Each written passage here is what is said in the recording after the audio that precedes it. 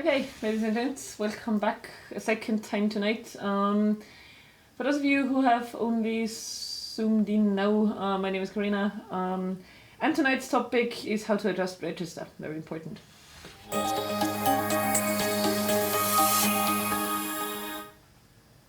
Okay, so as I said, it's about register. Register, of course, a word, a concept that will definitely ring a bell with you. Register is the way of talking, usually we talk about formal and informal register, or a more colloquial and a more sophisticated register. That's the terms that are around there. Formal register is what you have among your peers, so you guys in class, if you do any teamwork and are of course made or like you have to speak English, you would probably use a different English than when doing a presentation. So what you talk, or the language that you use with your classmates, with your peers, would be formal register, whereas holding presentations and stuff like that would be, no, that would be the other way around. So, okay, back to the start. I hardly ever use formal and informal. So informal is what you use, informal is what you use with your friends, with your classmates, with your peers. So that's the more colloquial style, that's the way of speaking English, where you are allowed to use colloquial expressions, where you're allowed contractions and stuff like that. Then there is formal register, I'm awfully sorry. That is what you use in presentations and also in exam situations. In exam situations, especially in the monologue part, because I think formal register takes some time to prepare.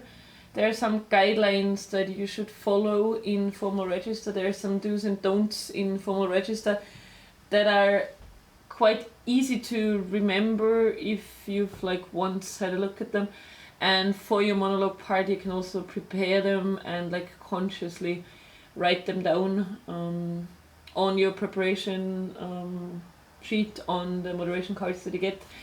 So it's mainly for monologues. In the dialogue, first of all, I think that the dialogue is easier in as far as you talk to a person in your exam who will definitely try and use a register that is appropriate for the situation. You are in an exam situation, so whoever your examiner is, whoever the interlocutor is, he or she will definitely not go around and throw out all the colloquialisms that he or she can think of. So the person you're talking to will definitely use formal register to a certain extent. And if we kind of hear it, we automatically adapt to it, I think. That is something we do. We would always imitate the way of speaking that other people kind of if they talk to us in a formal way, we tend to imitate that, or we try to at least. In your exams, you are faking a real life dialogue situation, but then you always have situations where you are in a classroom, or where you are in a work setting or something like that. You know the situations that me and all the other people doing this English streams, we would always put you into situations. So you are never or hardly ever in a situation where the situation is, talk to your peers and, have a chatty talk about whatever. We don't do that. But in the dialogue, your interlocutor would definitely will definitely use higher register as well, formal register as well. So you only have to adapt, kind of thing. In the monologue, it's up to you. In the monologue, you should prepare the formal register to a certain extent. What's going to happen now is I will quickly talk you through a few guidelines on what formal register looks like, or what school books at least, or what textbooks at least say that formal register is. And then I will try and show you in a couple of phrases what I mean with formal and informal language, if I get it right this time. So formal language is not only about vocabulary, but I think that this is the easiest part. Using, apologize instead of say sorry is something that is vocabulary is the easiest way of adjusting register, of using a higher register. but it's also about grammar and about sentence structure in my first example. So formal language would use complex sentence structures. That means that you instead of like having single main clauses, single Hauptsätze, you should try and link your ideas, use all those very nice linking devices that you have been taught in class. The nevertheless, the moreover, the furthermore, the notwithstanding, whatever is out there in terms of linking devices, or simply making a relative clause joining two sentences with a who and a which and a that or whatever. That would already make it a little more formal. Very short sentences, very short pieces of information are features of informal language. We tend to do that nowadays because of all the text messages and stuff that we send. Keep it short and sweet is kind of a rule to go by in like written conversation, in formal language, in oral formal language. You would try and use more complex sentences and not only use main clauses, but also relative clauses and some subclauses and so on and so forth. Formal language does not use contractions. You know what a contraction is, I suppose. So instead of the does not, you would have a doesn't. That is what a contraction is. In oral formal language, you hardly ever you hardly hear the difference really. Saying the sentence formal language does not or formal language doesn't use contractions. When saying the sentence, you don't notice that much of a difference. So I guess the whole don't use contraction thing is something that holds true for written formal language more than for spoken formal register, but still, if you can think of it, use a cannot instead of a can't or whatever. Formal language is objective. That is something that ties in with the idea of grammar, depending on what you're gonna say.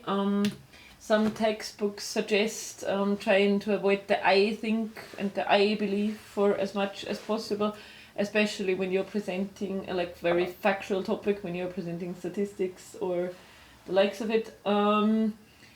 Passive constructions lend themselves quite nicely for avoiding I constructions. Instead of saying I believe that, you could just simply say it is believed that, or it is assumed that by scientists or whoever makes those assumptions that you're talking about. But then using passives all the time is considered bad style. English doesn't really use that many passive constructions. It's a more active language, I guess. But then being able to use a correct passive sentence in an oral exam is something that is important for the grammar plus points. So if you know, in your monologue part or in the preparation time for your monologue part, if you have time, try and substitute the I believe, I think, or the in my opinion. Try to replace one or two of them with a passive construction, and then you first of all added some formal register to the whole thing, and you also proved your knowledge of grammar. Make sure that the passive is correct though. Formal language does not use colloquialisms. Colloquialisms is something like Umgangssprache, so language which is common to spoken English. Spoken English among friends, that is. There's just a few things that you probably shouldn't really say. All those, like, hey guys, for example, we had exam situations like that as well, where regardless of the situation, the person would start the talk, the speech, whatever the task was, by a hey guys, which is something that is very, very umgangssprachlich, which is something that's very colloquial and should probably not be used in a monologue setting where you are in the situation of you being the expert on something and you teaching other people about something. So I guess that is something that you should avoid for as much as possible. What else do we have? formal language focuses more on vocabulary choice, that's definitely true. First off, you would try to show that you have a very high command of the language, because formal, or like the higher the command of English you have, the more formal you are able to be. And on vocabulary choice you focus by trying to avoid repetitions, by trying to use better words. Like there's always a standard word for everything in English, but then there's also words that belong to the higher register, usually the Latinized words or the words that kind of come from French and so on and so forth. I mentioned an example in the beginning. To say sorry would be the basic thing. Like you and your friends, you would always talk about being sorry or saying sorry for something. But then a higher register would be apologize, which has a totally different word origin. But it definitely pertains to formal language, to like higher language. Vocabulary choice is definitely a feature. You would try and avoid repetitions if you can, and make sure you use good words. We are talking especially about the monologue because that's where you have time and where you also have time to consult your dictionaries. Formal language makes use of specific vocab. That's also a point that I am always kind of trying to make when I start my exams, especially the content ones, with vocabulary. I would always try and give you specific vocabulary, like terms that are kind of belong to the field. In environment, for example, stuff like greenhouse gases and global warming and exhaust fumes and stuff like that. That is not necessarily really a question of formal and versus informal language, because there is no informal equivalent for greenhouse gases, but specific vocabulary, like Fachvokabeln kind of thing, is definitely something that belongs to a more formal register, really, because the more specific you are in your talk, the more focused and the more narrow you are in, or the more limited you are in the choice of words, I guess. Good, here's some examples. Let's see if we can solve them together. I'll again try and give you a couple of seconds to think about it, if you could think of anything that would be higher register. I think the first one is a classic. I'm sorry is something that is perfectly acceptable in an exam. If you say, well, I'm sorry, I didn't get the last question, could you repeat it, for example? That's perfectly fine. But in different situations, or if you reproduce what another person says, like an indirect speech kind of thing, not he said sorry for being late, whatever, but he, ever since this incredibly annoying song a couple of years ago, everyone always knows the word. So in a more formal register, instead of, well, he was sorry, you could just simply use he apologized for the mistake, he apologized for being late, whatever. If you add a verb after it, it's a clause that evokes a gerund, so it would be I apologize for being late, not for to be late or whatever. I'd really prefer to. There is something in formal English that is very English, really.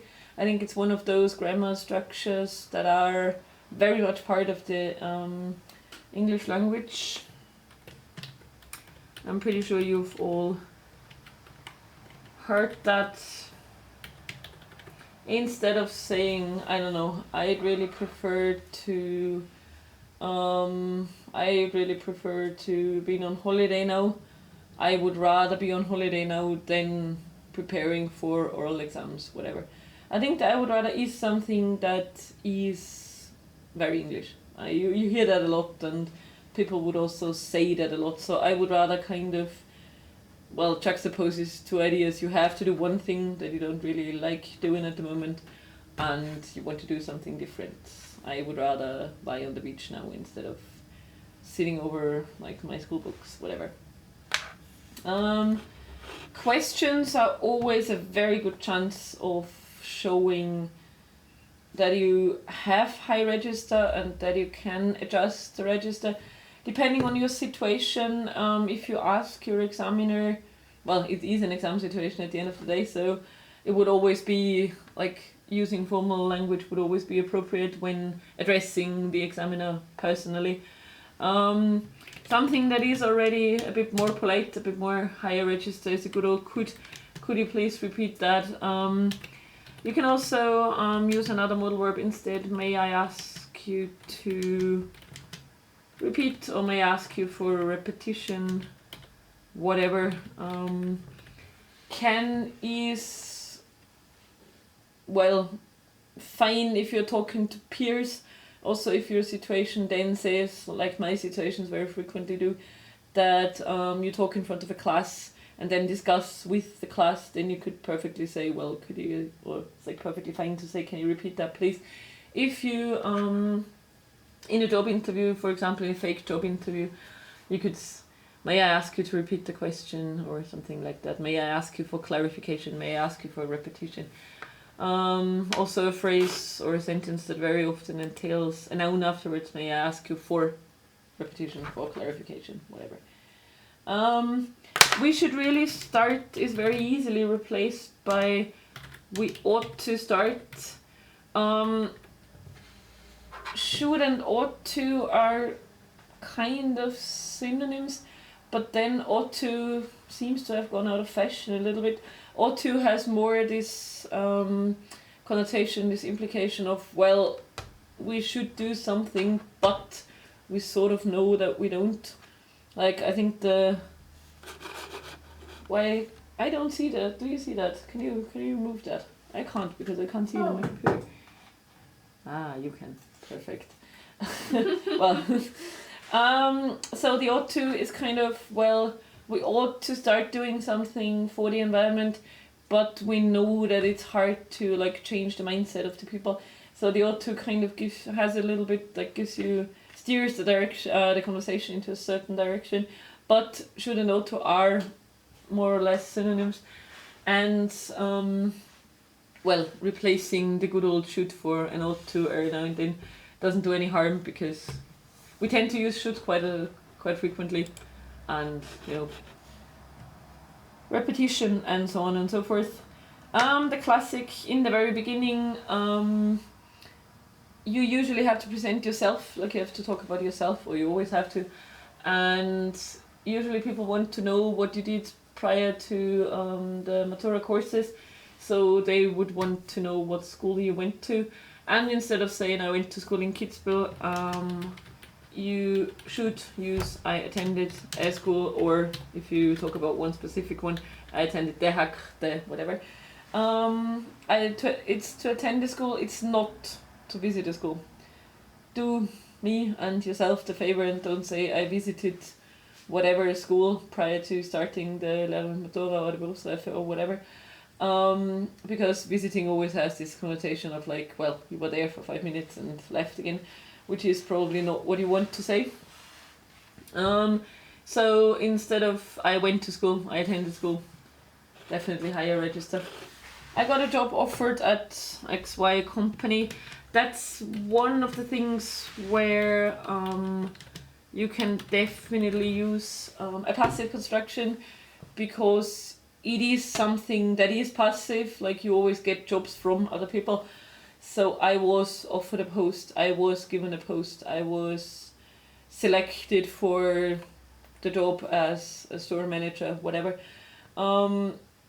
As I said, it's always other people giving you jobs, so that would be a perfect situation, or a perfect like kind of framework for using a passive construction. I got a job offer is passive as well, so nothing new with that, but instead of I got a job offered, I was offered a post instead of a job. I was offered work. Job is something that is kind of, it's so frequently used that it's kind of a colloquialism, but then not really. But in any case, you should not always use job, but replace it by something a little more sophisticated. Didn't I had say sorry, no? Well, we can then basically delete that. Again, say sorry. If you or should you, I don't know, notice afterwards that apologize. I'm really not good at multitasking. Should you figure out during or while you're presenting your monologue that you left out a very important piece of information and you have to kind of, apologize to your audience and say, oh well, guys, there's something I forgot. You could also say, well, let me apologize for missing out on this really very important aspect and add it to the talk. So the apologize comes in handy every now and then. To find out has a lot of synonyms. There's a good old figure out, which is a phrasal verb, which already, for the fact that it is a phrasal verb, makes it a little higher in register, a little bit more sophisticated. Then there's also one verb that's quite high registered in. Instead of to find out, I established by looking at the statistics, I established that the most commonly used social media program is Instagram, for example. So here we are basically talking about 3 different layers of register. Find out would be the basic, colloquial, standard, regular, everyday, noun, verb. Sorry, talking about types of words. To figure out this phrasal verb, as I said, it's a little higher in register, and then there's stuff like establish and several synonyms. That would be quite high register already. To get in touch with, here you have a good many options. To contact would already be a higher register. Usually it's the words that derive from Latin that are slightly higher in register, just for the fact that they are Latin, I guess. To put up with someone or something, you don't always only have to put up with people. You all know the higher register words for that to deal with, to handle. I don't think that there's a big difference in register between to deal with and to handle. Put up with is a phrasal verb, which is also good because I guess phrasal verbs count or fall in the category of mastery of vocabulary. So I guess it's worth knowing both versions. To show up. Okay. To appear. He showed up late for the party. He appeared late for the party. Or to the party. I guess both possible here. Usually the thing is that phrasal verbs, or you are taught phrasal verbs in school, or you are taught phrasal verbs in your classes, because they show good command of English. They are very colloquial. They are the way people would talk. But then, as I said, in order to be able to adjust register, you should know both versions in the ideal case and be able to use them appropriately. Anyways, however, I think anyways is very much a discourse marker of spoken English. I think hardly anyone ever writes English really, apart from text messages and WhatsApps, of course. But in presentations, people wouldn't use it that much. They would probably go for the however instead. I believe, well, close.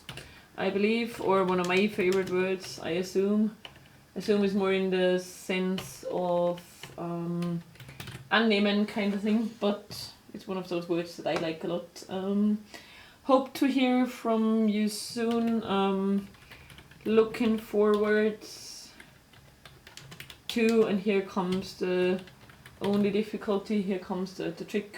It is some kind of botched gerund, or it is some exception to the rule because you're allowed to use an ing form after a to, which you're normally strictly forbidden. But also higher register, hope to hear from you soon would be something you say on the telephone. Looking forward to receiving your feedback on my pronunciation. On my presentation would be something that you could perfectly say in an exam situation. Kids is very much the colloquial version. Sometimes it's about little words. We tend to say kids a lot, but in an exam situation I would rather go for children, which is standard English, very, very much standard English, but a little higher register than kids would be. And instead of saying something like a good aspect, you could also use something like a positive aspect, and if positive works, negative works as well. That is something that is very easy, like an easy hack in using words like that. They are standard English, as I said, but they are very, like, you know them, you don't even have to learn them, you don't have to remember them. But writing them down somewhere on your keyword sheets might be a nice way of being reminded that you should use formal register in your exams. Usually the situation is a situation that requires a more formal register. If you learn some of the words, which, as I said, you already know, but I would write them down somewhere so that you don't forget to, at least, maybe not, like, I guess it's quite hard to constantly use formal register in an exam situation, especially when half of the exam is spontaneous, like the dialogue and the discussion is. You can't really prepare for that, but in the monologue I would recommend to switch to formal register every now and then. There's also a good many ideas on what formal register is or what makes your register more formal on the internet. If you did not like my suggestions, or if you say, well, that's something I already know, I know that I should say I attended school instead of I went to school. Look it up, there's a lot more out there. Just make sure that, same holds true for phrasal verbs, I guess, that you use the stuff or the words correctly, like in an appropriate context. And yeah, I think that's all I have to say. I quickly show you the words once more. I'm really proud that I thought of my establish instead of figure out. That's something that makes me very proud at the moment. In any case, me and Timna will be back next week for 2 trial exams on health and nutrition. I hope she will use all those great suggestions on formal register. See you next week. Good night.